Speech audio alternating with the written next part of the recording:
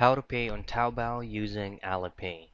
The first things first is you need to activate your Alipay account so that you are going to use that as one of your payment method on Taobao.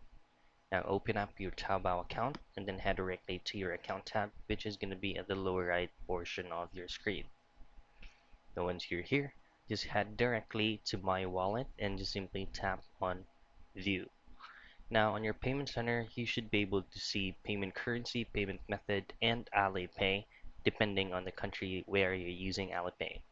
Now to activate it, just simply tap on the Alipay option, and this is where you will need to input the phone number associated with your Alipay account, and just simply tap in I opt out for the direct marketing including special offers and discounts, and then tap on activate now.